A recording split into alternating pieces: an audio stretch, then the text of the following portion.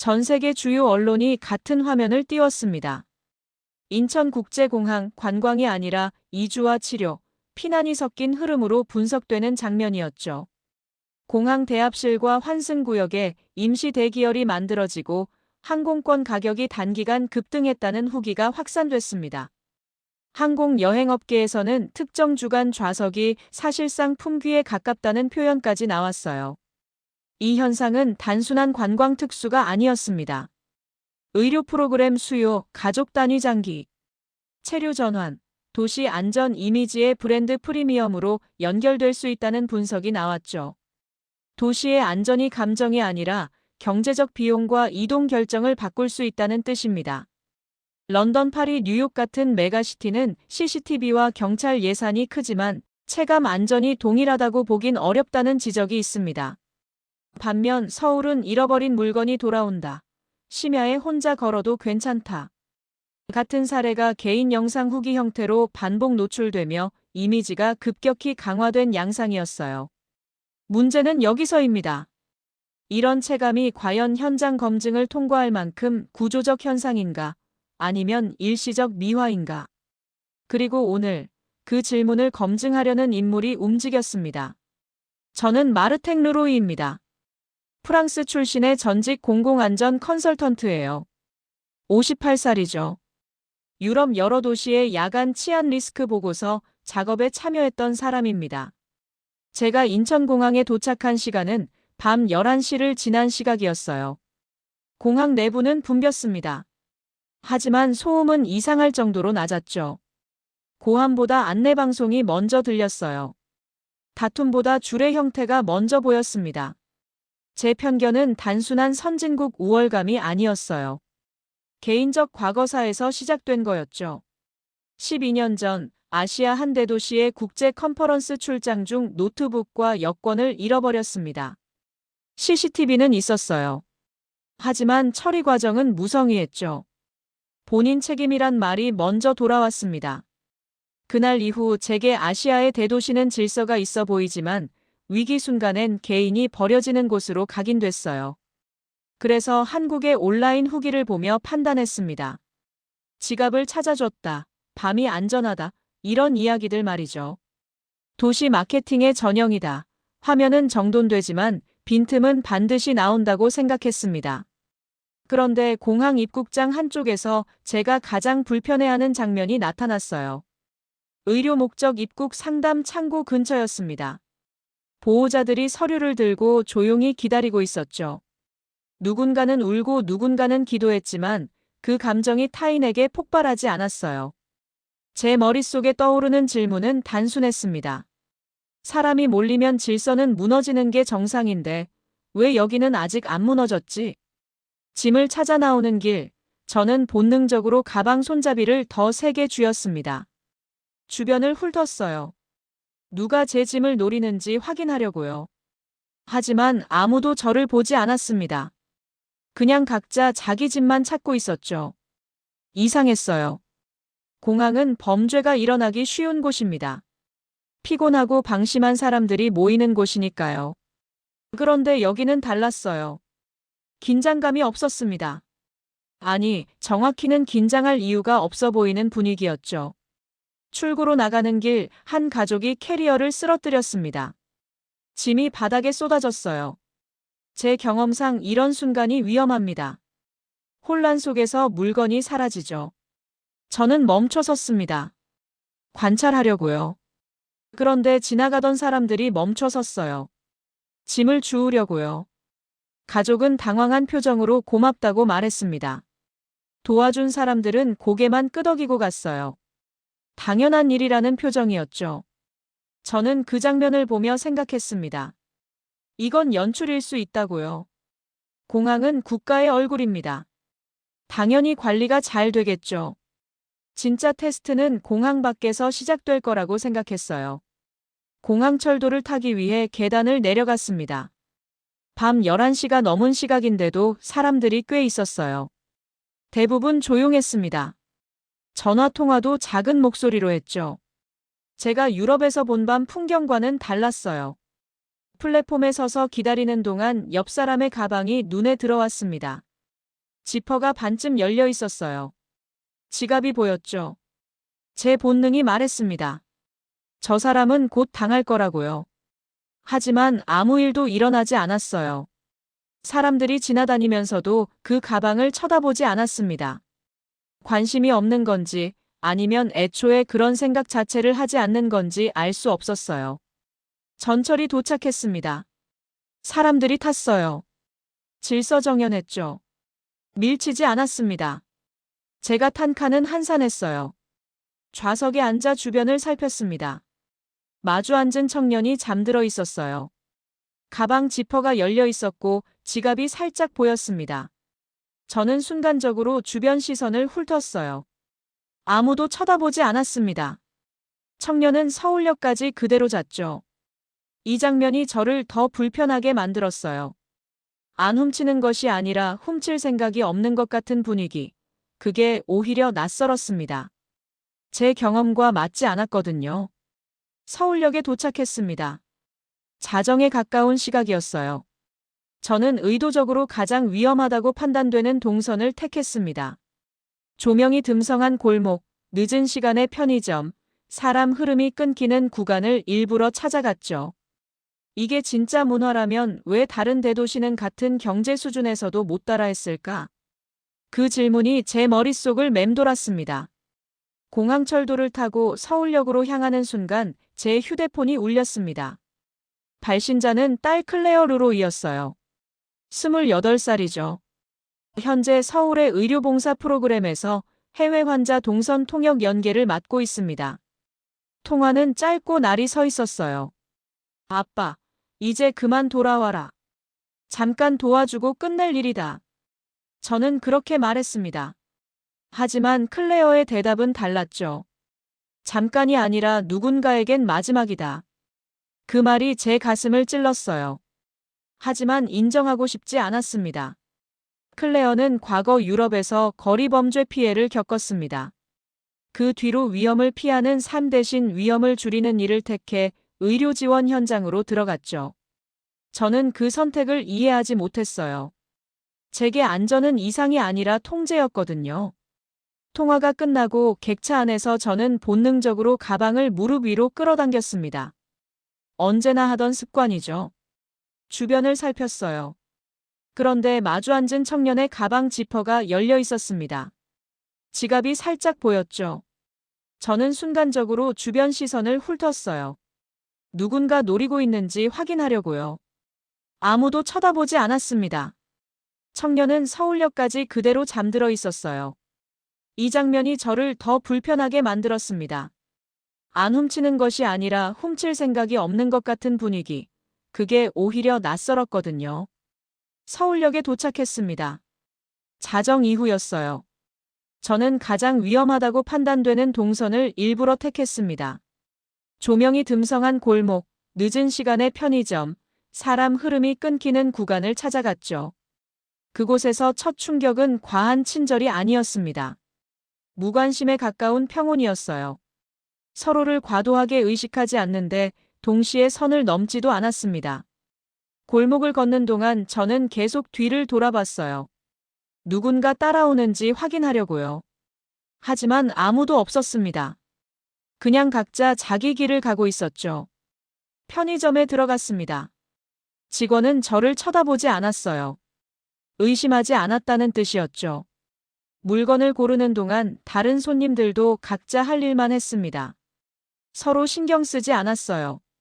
계산을 마치고 나오는 길, 공원이 보였습니다.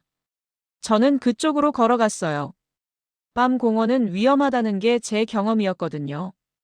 공원 벤치에 술에 취한 중년 남성이 누워 잠들어 있었습니다. 주머니 밖으로 휴대폰이 살짝 튀어나와 있었어요. 저는 본능적으로 속도를 늦추고 주변을 살폈습니다. 그때 지나가던 중년 여성이 멈춰 섰어요. 그 여성은 남성의 휴대폰을 주머니 안쪽으로 밀어 넣었습니다. 바람이 차다며 겉옷을 덮어줬죠. 행동은 빠르고 표정은 담담했어요. 마치 해야 할 일을 했을 뿐이라는 표정이었습니다. 저는 그 자리에서 잠시 멈췄어요. 오랜 경험상 대도시는 선의가 개입하는 순간 갈등이 생기기 쉽습니다. 오해가 생기거나 위험한 상황으로 변하죠. 그런데 여기서는 갈등이 아니라 일상 처리처럼 끝났어요. 여성은 그냥 갔습니다. 남성은 계속 잤죠. 저는 그 장면을 보며 마음속으로 검증이라는 단어를 꺼냈습니다. 감동이 아니라 실험, 이야기보다 데이터가 필요하다고 생각했어요. 호텔로 가는 길 택시를 탔습니다. 기사는 말이 없었어요. 조용히 운전만 했죠. 목적지에 도착해서 요금을 냈습니다. 기사는 거스름 돈을 정확히 줬어요. 제가 내리려는 순간 기사가 말했습니다. 조심히 들어가세요. 그 말이 이상하게 들렸어요. 왜 조심히 들어가라고 하지? 위험한 곳도 아닌데? 그냥 인사치레였을까요? 호텔방에 들어가 짐을 풀었습니다. 창밖을 내다봤어요. 밤인데도 거리에 사람들이 있었습니다. 혼자 걷는 사람도 보였죠. 특별히 조심하는 것처럼 보이지 않았어요. 저는 노트북을 꺼내 오늘 본 장면들을 기록하기 시작했습니다. 공항의 질서, 전철의 평온, 공원의 선회, 택시 기사의 인사. 하나하나 적어 내려갔어요. 그리고 마지막에 질문을 적었습니다. 딱 한 번의 장면일 뿐이라면 내일 같은 조건에서 다시 재현될까? 잠들기 전 클레어에게 문자를 보냈습니다. 잘 지내고 있냐고요. 답장은 오지 않았어요. 아마 자고 있었겠죠. 저는 천장을 바라보며 생각했습니다. 이 도시가 정말 안전한 건지 아니면 제가 운이 좋았던 건지 내일부터 제대로 확인해야겠다고요. 다음 날 아침, 저는 일찍 일어났습니다. 어젯밤 본 장면들이 계속 머릿속을 맴돌았거든요. 우연일 수도 있다는 생각이 들었어요. 하루 이틀 본 것만으로 도시 전체를 판단할 순 없었죠. 그래서 저는 스스로 규칙을 정했습니다. 5번 중 1번만 어긋나도 신화는 신화다. 확률이 쌓이면 우연히 줄어든다는 방식이었어요. 첫 번째 테스트는 지하철에서 시작했습니다. 출근 시간대를 선택했죠. 사람들이 가장 많고 바쁜 시간이니까요. 저는 값비싼 가방을 좌석에 두고 일부러 내렸어요. 역 밖으로 나가 20분을 기다렸습니다. 제 경험상 20분이면 충분한 시간이었죠. 물건이 사라질 만한 시간이었어요. 그런데 휴대폰으로 연락이 왔습니다. 분실물 접수 안내였어요. 영무실로 오라는 내용이었죠. 가방을 찾으러 갔더니 내용물이 그대로였습니다. 아무것도 빠지지 않았어요. 영무원이 말했습니다. 다음부턴 조심하세요. 저는 고맙다고 말하고 나왔습니다. 하지만 마음속으론 의심이 남았어요. 한 번은 우연일 수 있다고 생각했죠. 두 번째 테스트는 카페에서 했습니다. 사람들이 붐비는 시간대를 골랐어요. 노트북을 테이블에 둔 채 화장실로 갔습니다. 10분 이상 있었죠. 돌아오니 노트북이 그대로 있었어요. 옆자리 손님이 저를 보더니 고개를 끄덕였습니다. 마치 지켜보고 있었다는 듯한 표정이었죠. 저는 그 손님에게 물었습니다. 혹시 제 자리를 봐주신 건가요? 손님은 웃으며 대답했어요. 아니요, 그냥 여기 앉아 있었을 뿐인데요. 하지만 그 눈빛은 달랐습니다. 분명 신경 쓰고 있었던 거예요. 세 번째 테스트는 택시에서 했습니다. 지갑을 좌석 틈에 일부러 밀어넣고 하차했어요. 호텔방에서 기다렸죠. 1시간쯤 지나 기사에게서 연락이 왔습니다. 지갑을 찾았다고요. 호텔 로비에 맡겨도 되겠냐고 물었어요. 저는 괜찮다고 했습니다. 로비로 내려가 지갑을 받았어요. 현금도 카드도 그대로였습니다. 기사에게 사례금을 주려 했죠. 하지만 기사는 완곡히 거절했어요. 당연한 일한 거예요. 그렇게 말하고 떠났습니다. 네 번째 테스트는 편의점에서 했습니다. 스마트폰을 계산대 옆에 두고 나갔어요. 일부러 멀리 걸어갔죠. 5분쯤 지났을 때 뒤에서 누군가 달려왔습니다. 편의점 직원이었어요. 숨이 찬 표정으로 스마트폰을 건넸습니다. 놓고 가셨어요. 직원은 그렇게 말하고 다시 뛰어 돌아갔어요. 저는 그 뒷모습을 한참 바라봤습니다. 5번째 테스트는 강변공원에서 했습니다. 장비 가방을 벤치에 둔 채 한동안 자리를 떴어요. 30분 이상 있었죠. 돌아오니 가방이 그대로 있었습니다. 게다가 비닐 덮개가 씌워져 있었어요. 비가 올 수 있다고 판단한 누군가가 덮어준 거였죠. 저는 그 자리에 서서 가방을 내려다봤습니다. 5번의 테스트, 5번 모두 물건이 돌아왔어요. 이건 우연이 아니었습니다. 확률적으로 불가능했죠. 어딘가 한 곳에서라도 문제가 생겼어야 정상이었어요. 하지만 제 감정 변화는 감동으로 바로 가지 않았습니다. 오히려 불쾌가 먼저 올라왔어요. 제가 평생 믿어온 명제가 눈앞에서 조용히 무너지는 순간이었거든요. 사람은 감동보다 먼저 방어합니다. 저도 그랬어요. 설마 내가 선택 편향에 걸린 건가? 우연을 우연처럼 보지 못하게 만드는 장치가 있나? 그런 생각이 들었습니다. 그래서 저는 다음 단계로 갔어요. 시스템을 확인하러요. 개인의 선의는 한계가 있습니다. 하지만 시스템은 다르죠. 시스템이 작동한다면 규모가 커져도 무너지지 않아요. 저는 노트북을 펴고 서울의 분실물 처리 시스템을 검색하기 시작했습니다. 통계를 찾았어요. 수치를 확인했죠. 그리고 놀랐습니다. 분실물 반환율이 다른 대도시와 확연히 달랐어요. 고가 물품도 마찬가지였습니다. 이게 개인의 선이라면 규모가 커질수록 깨져야 합니다. 그런데 왜 깨지지 않는가? 그 질문이 제 머릿속을 가득 채웠어요. 저는 답을 찾아야 했습니다. 이 도시의 비밀을 알아야 했죠. 다음 날, 저는 출근 시간대 지하철을 탔습니다. 관찰하려고요. 사람들이 어떻게 움직이는지 보려고 했어요.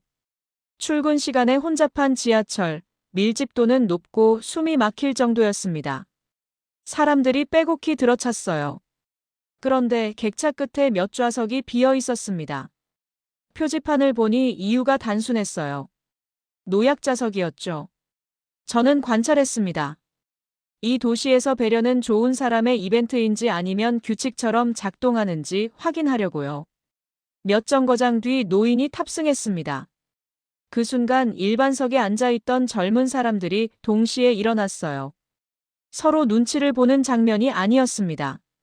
몸이 먼저 반응하는 장면이었죠. 노인은 조용히 앉았어요. 그리고 가방에서 사탕 하나를 꺼내 자리를 양보한 젊은이에게 건넸습니다. 젊은이는 두 손으로 받으며 고개를 숙였어요. 그 장면은 대단한 영웅담이 아니었습니다. 그냥 그렇게 사는 방식처럼 보였죠. 저는 그 장면을 기록하면서도 아직 결론을 내리지 않았어요. 대신 물었습니다. 이건 어디서 배우나? 그 질문은 곧 딸 클레어에게 향했습니다. 클레어가 있는 의료봉사센터에는 매일 여러 언어가 섞였어요. 그곳은 친절이 필요한 곳이 아니라 친절이 없으면 무너지는 곳이었죠. 저는 센터를 방문하기로 했습니다. 클레어를 만나러요. 센터는 서울 중심가에 있었어요. 건물 입구부터 여러 나라 말이 들렸습니다. 안내 표지판도 여러 언어로 적혀 있었죠. 로비에서 클레어를 기다리는 동안 주변을 살폈습니다. 환자 가족들이 앉아 있었어요. 불안한 표정이었지만 조용했습니다. 클레어가 나타났어요. 반가워하면서도 조금 경계하는 표정이었죠. 아빠, 왜 왔어? 너 보러 왔지. 저는 그렇게 대답했습니다. 클레어는 한숨을 쉬었어요. 일하는 중이야. 나중에 봐. 잠깐만 이야기하자. 저는 간청했습니다. 클레어는 잠시 망설이다 끄덕였어요. 우리는 센터 안 작은 카페로 갔습니다. 커피를 주문하고 마주 앉았죠. 여기서 뭘 하는 거니? 저는 물었어요. 클레어가 대답했습니다. 환자 동선 관리, 통역, 연계. 해외에서 온 환자들 도와주는 일이야. 왜 하필 여기서? 클레어는 잠시 침묵했습니다. 그리고 말했어요. 여긴 시스템이 있어. 개인이 무너져도 시스템이 받쳐줘. 저는 그 말이 이해되지 않았습니다. 무슨 뜻이니? 클레어가 설명했어요. 유럽에서는 개인의 친절에 의존했어. 누가 착하면 돌아가고 누가 안 착하면 멈췄지. 여긴 달라. 친절히 시스템 안에 있어. 저는 여전히 의심스러웠습니다. 그래도 사람이 하는 일인데 한계가 있지 않나? 클레어가 고개를 저었어요. 한계는 있어. 하지만 그 한계를 인정하고 시스템을 만든 거야. 저는 클레어의 눈을 봤습니다. 확신에 찬 눈빛이었어요. 이 신뢰가 교육이라면 그 교육은 어디서 어떻게 시작됐나? 저는 물었습니다. 클레어가 웃었어요. 그건 나도 몰라. 하지만 작동하는 건 확실해. 우리는 잠시 침묵했습니다. 그때 센터 복도에서 소리가 들렸어요. 낮은 목소리였습니다. 요즘 외국인 기자들 와서 찍고 가는 거 솔직히 부담돼. 누군가 말했어요. 다른 누군가가 대답했습니다. 우리도 바쁜데 질문 너무 많아. 저는 그 말이 저를 향한 것임을 알았습니다. 제 오래된 방어 기제가 다시 튀어나왔어요. 봐라, 결국은 피곤해한다. 결국은 벽이 생긴다. 저는 속으로 생각했습니다. 하지만 클레어가 말했어요. 여기는 성인군자만 있는 곳이 아니야. 피곤한 사람도 있어. 그래도 시스템은 굴러가. 저는 반박하려다 멈췄습니다.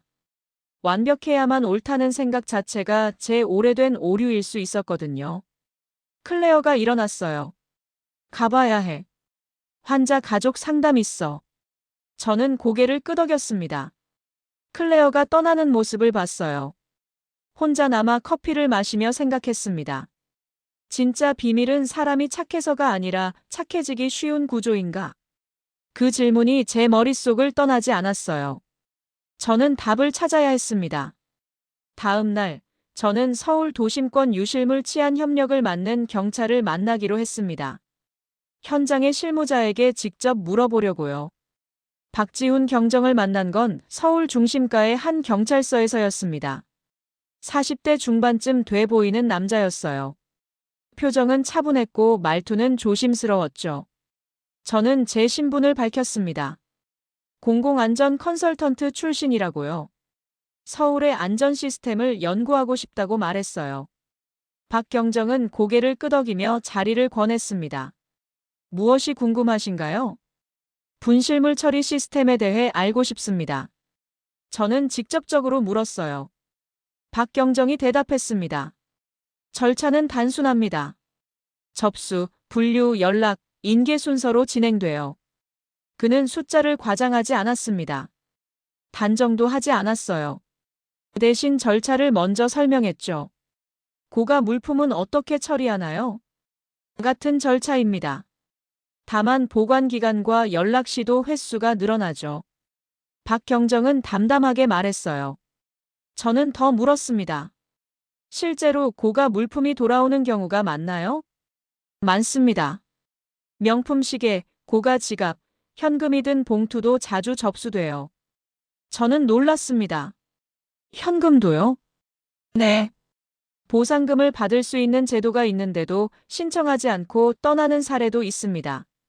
박경정의 말에 저는 잠시 말을 잃었어요. 이해가 되지 않았거든요. 왜 보상금을 안 받나요?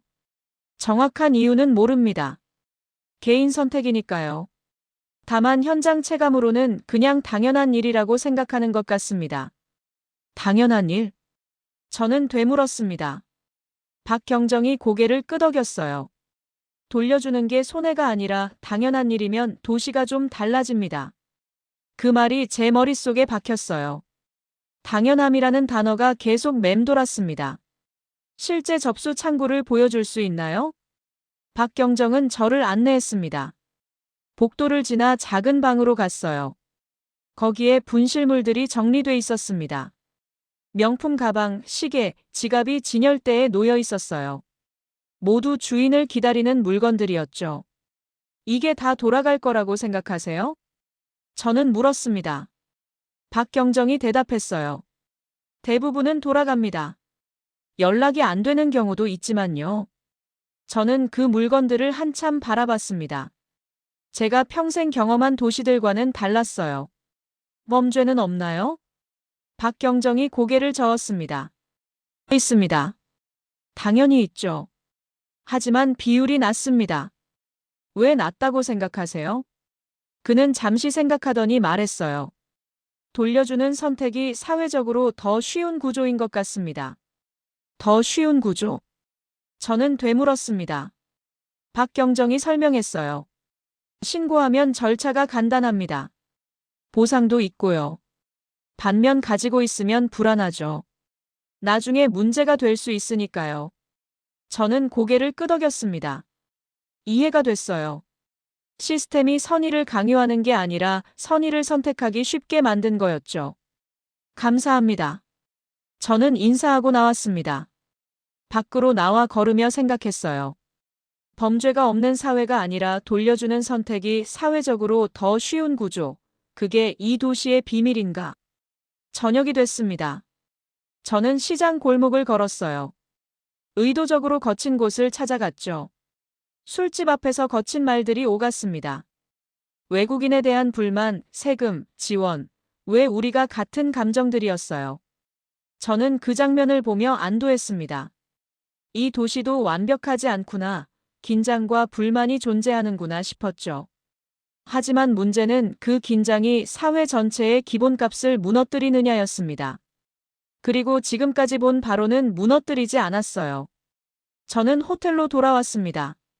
클레어에게 문자를 보냈어요. 내일 시간 있니? 이야기 좀 하자. 클레어의 답장이 왔습니다. 내일 저녁에 센터로 와. 저는 고개를 끄덕이며 침대에 누웠습니다. 천장을 바라보며 생각했어요. 당연함은 어디서 만들어지나? 법인가, 교육인가, 아니면 한국이 겪었던 어떤 역사인가? 그 질문이 제 머릿속을 떠나지 않았습니다. 저는 답을 찾아야 했어요. 이 도시의 진짜 비밀을 알아야 했죠. 다음 날 저녁, 저는 클레어의 센터로 갔습니다. 약속 시간보다 조금 일찍 도착했어요. 로비에 앉아 사람들을 관찰했죠. 환자 가족들이 오갔습니다. 불안한 표정들이었어요. 하지만 직원들은 차분했습니다. 하나하나 설명하고 안내했죠. 클레어가 나타났습니다. 피곤해 보였어요. 오래 기다렸어? 아니, 방금 왔어. 저는 대답했습니다. 클레어가 앉았어요. 오늘 바빴어. 응급 케이스가 있었거든. 괜찮아? 응. 다 처리됐어. 클레어는 물을 한 모금 마셨습니다. 저는 물었어요. 여기서 일하면서 힘든 적 없니? 클레어가 웃었습니다. 매일 힘들지. 하지만 의미 있어. 의미? 응. 누군가에게 마지막 희망이 되는 일이니까. 저는 클레어를 바라봤습니다. 언제 이렇게 컸을까 싶었어요. 아빠는 왜 여기 왔어? 진짜 이유가 뭐야? 저는 잠시 망설였습니다. 그리고 솔직하게 말했어요. 내가 위험한 곳에 있는 줄 알았어. 그래서 확인하러 왔지. 클레어가 고개를 저었습니다. 여긴 위험하지 않아. 오히려 안전해. 정말? 응. 아빠가 생각하는 것보다 훨씬 안전해. 저는 고개를 끄덕였습니다. 며칠간 본 것들이 머릿속을 스쳤어요. 인정할게. 이 도시는 내가 생각했던 것과 달라. 클레어가 미소 지었습니다. 이제 알았어? 하지만 아직 이해가 안 돼. 왜 이렇게 된 건지. 클레어가 말했어요. 아빠는 안전을 피하는 기술로만 배웠어. 여긴 안전을 만드는 습관으로 배워. 그 말이 제 과거를 정면으로 찔렀습니다. 저는 평생 위험을 피하라고만 가르쳤어요. 그런데 지금 저는 위험을 피하지 않는 도시에서 오히려 위험이 줄어드는 장면을 보고 있었죠. 어떻게 그런 습관을 만드나? 저는 물었습니다. 클레어가 대답했어요. 작은 것부터 시작하는 것 같아. 물건 돌려주기, 자리 양보하기, 길 안내해주기. 그런 게 쌓여서 습관이 되고 문화가 되는 거지. 그게 가능해? 가능해. 여기서 보고 있잖아. 저는 할 말을 잃었습니다. 클레어 말이 맞았어요. 이 도시의 기본값은 뭐라고 생각해? 저는 물었습니다. 클레어가 잠시 생각하더니 말했어요.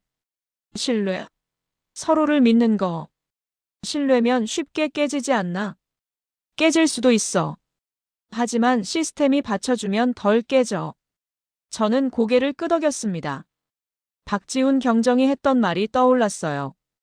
돌려주는 게 손해가 아니라 당연한 일이면 도시가 좀 달라진다는 말이요. 그날 밤 저는 클레어와 헤어져 혼자 걸었습니다.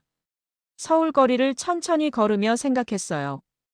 가로등 아래 벤치에 앉았습니다. 사람들이 지나갔어요. 혼자 걷는 사람, 연인, 가족, 친구들. 모두 평온해 보였습니다. 제 휴대폰이 울렸어요. 박지훈 경정이었습니다. 내일 시간 되시면 한 곳 보여드리고 싶은 게 있습니다. 어디죠? 유실물 센터 본부입니다. 거기 가시면 이해가 더 될 겁니다. 알겠습니다. 가겠습니다. 통화를 끊고 저는 하늘을 올려다봤습니다. 별이 몇 개 보였어요. 당연함은 어디서 만들어지나? 법인가, 교육인가, 아니면 한국이 겪었던 어떤 굴욕의 역사인가? 그 질문이 여전히 제 머릿속에 있었습니다. 내일 답을 찾을 수 있을까요? 저는 호텔로 돌아왔습니다. 샤워를 하고 침대에 누웠어요. 오늘 클레어가 했던 말들이 떠올랐습니다. 아빠는 안전을 피하는 기술로만 배웠어. 여긴 안전을 만드는 습관으로 배워. 그 말이 계속 제 귀에 맴돌았어요. 저는 정말 안전을 피하는 기술만 배웠던 걸까요? 생각해보니 그랬습니다. 제 인생은 늘 회피였어요. 위험을 피하고 조심하고 의심하는 삶이었죠. 하지만 여기 사람들은 달랐습니다. 위험을 만들지 않으려고 노력했어요. 서로를 신뢰하고 배려하며 살았죠. 저는 눈을 감았습니다. 내일 유실물 센터 본부에 가면 더 많은 걸 알 수 있을 거라 생각했어요. 다음 날 아침 박지훈 경정이 저를 유실물 센터 본부로 안내했습니다.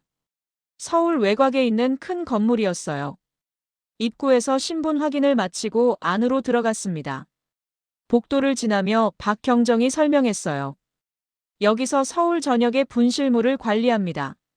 지하철, 택시, 공공장소에서 접수된 물건들이 모이죠. 규모가 크네요. 하루 평균 수백 건이 접수됩니다. 우리는 큰 방으로 들어갔습니다. 선반마다 물건들이 정리돼 있었어요. 가방, 지갑, 휴대폰, 우산, 심지어 악기까지 있었습니다. 이게 다 주인을 찾는 중인가요? 네. 대부분은 일주일 안에 찾아갑니다. 저는 선반을 따라 걸으며 물건들을 봤어요. 하나하나 라벨이 붙어 있었습니다. 접수 날짜, 장소, 특징이 적혀 있었죠. 이 시스템은 언제부터 있었나요? 오래됐습니다. 하지만 계속 개선되고 있죠. 박경정은 컴퓨터 앞으로 저를 안내했습니다. 화면에 통계가 떠 있었어요. 작년 기준 반환율이 80%가 넘습니다. 고가 물품은 90%에 가깝고요. 저는 숫자를 보며 놀랐습니다. 믿기 어려운 수치였어요. 다른 나라와 비교하면 어떤가요? 상당히 높은 편입니다. 정확한 비교 데이터는 없지만 현장 경험상 그렇습니다. 저는 고개를 끄덕였습니다. 그리고 물었어요. 왜 이렇게 높다고 생각하세요? 박경정이 잠시 생각했습니다. 그리고 조심스럽게 말했어요. 문화라고 생각합니다. 어릴 때부터 배우는 거죠. 남의 물건은 건드리지 않는다. 주운 건 신고한다. 그런 것들이요. 교육인가요? 교육도 있지만 경험도 큽니다. 자기가 잃어버린 물건을 찾은 경험이 있으면 다른 사람 물건도 돌려주게 되죠. 저는 그 말에 공감했습니다. 선순환이었어요. 혹시 문제가 생긴 적은 없나요? 당연히 있습니다. 사람이 하는 일이니까요. 실수도 있고 가끔 분실물이 제대로 처리 안 될 때도 있죠. 그럴 땐 어떻게 하나요? 절차를 점검하고 개선합니다. 완벽할 순 없지만 나아지려고 노력하죠. 저는 박경정의 태도가 인상적이었습니다. 과장하지도 않고 숨기지도 않았어요. 있는 그대로 말했죠. 센터를 나와 밖으로 걸었습니다. 햇살이 따뜻했어요. 감사합니다. 많은 걸 배웠습니다. 도움이 됐다니 다행입니다. 박경정은 악수를 청했습니다. 저는 그의 손을 잡았어요. 단단한 악수였습니다. 혼자 남아 주변을 걸었습니다. 공원이 보여 그쪽으로 갔어요. 벤치에 앉아 생각했습니다. 이 도시의 비밀이 조금씩 보이기 시작했어요. 완벽한 사람들이 아니라 작동하는 시스템, 강요가 아니라 선택을 쉽게 만드는 구조, 처벌이 아니라 신뢰를 쌓는 문화. 그날 저녁, 저는 다시 시장 골목을 찾았습니다. 며칠 전 왔던 곳이었죠. 술집 앞에서 여전히 거친 말들이 오갔어요. 외국인 너무 많아. 우리가 왜 다 책임져야 해? 누군가 불평했습니다. 다른 누군가가 맞장구 쳤죠. 세금만 올라가고 혜택은 없어. 저는 그 말들을 들으며 생각했습니다. 이 도시도 완벽하지 않다. 불만과 긴장이 있다. 하지만 그게 전체를 무너뜨리진 않는다. 호텔로 돌아와 클레어에게 전화했습니다. 나 아빠야. 응, 무슨 일이야? 오늘 유실물센터 본부 다녀왔어. 어땠어? 인상적이었어. 시스템이 정말 잘 돌아가더라. 그렇지. 말했잖아. 클레어 말이 맞았어. 이 도시는 특별해. 클레어가 웃었습니다. 이제 알았어? 응. 그런데 아직 궁금한 게 있어. 뭔데? 이 모든 게 어디서 시작됐을까? 언제부터 이렇게 된 걸까? 클레어가 잠시 침묵했습니다. 그리고 말했어요. 그건 나도 잘 모르겠어. 하지만 오래됐을 거야. 하루아침에 만들어진 게 아니라 오랜 시간 쌓인 거겠지. 그렇겠지. 아빠, 언제 돌아가? 아직 모르겠어. 조금 더 있을 것 같아. 좋아. 시간 되면 밥 먹자. 그래, 그러자.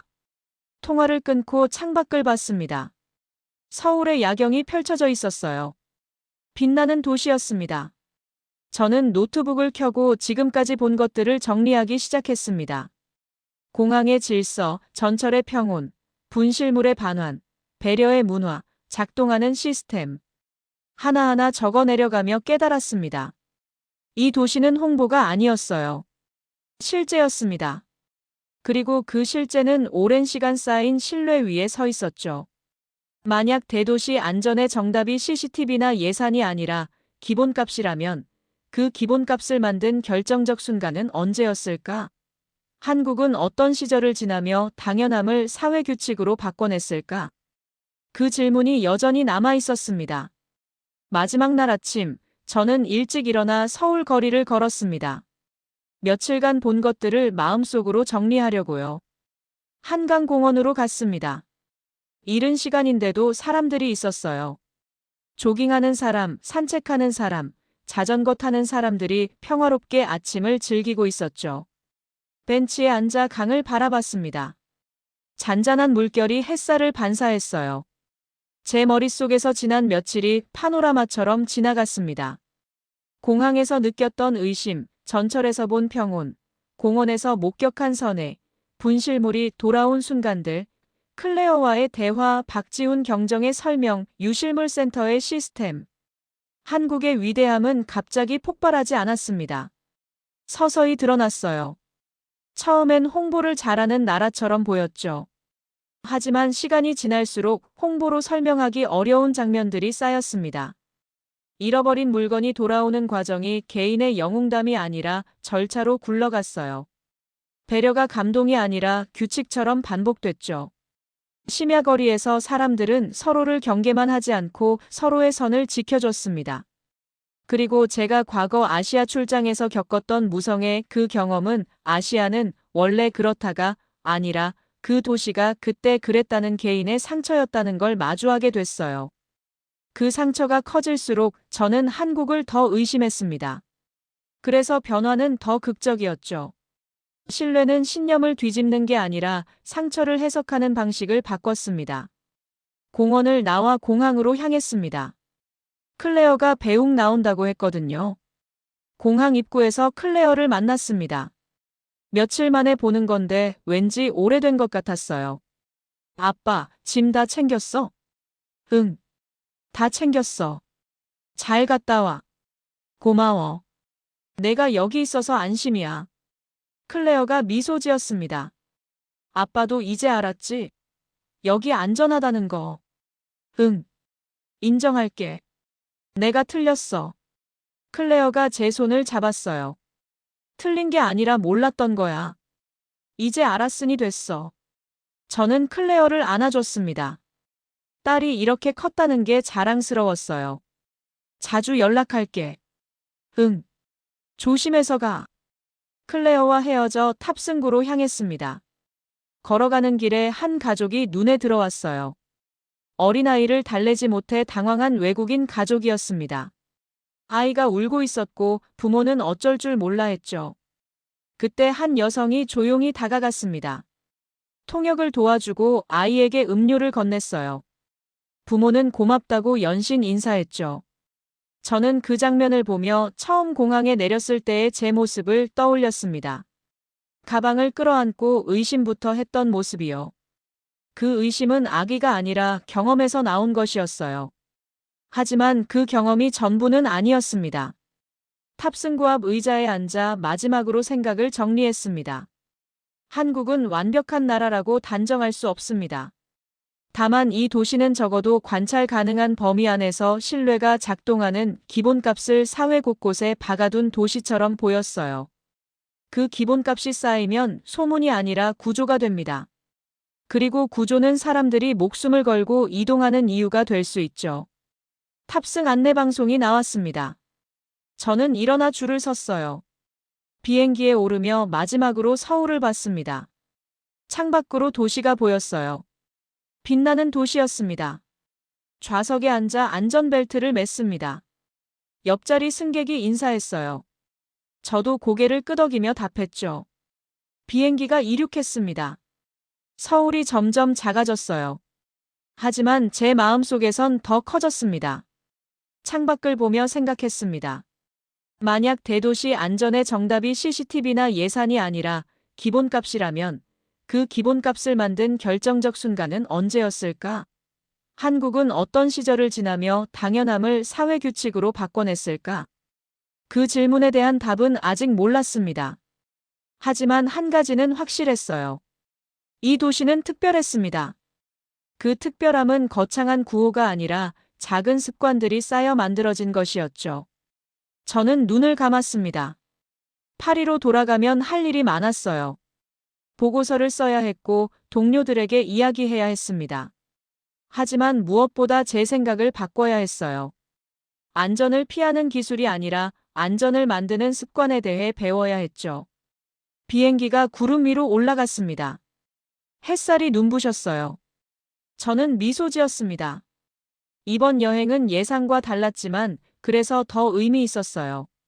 서울, 다시 올 겁니다. 그때는 의심이 아니라 배움을 위해서요.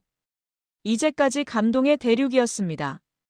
구독과 좋아요가 큰 힘이 됩니다.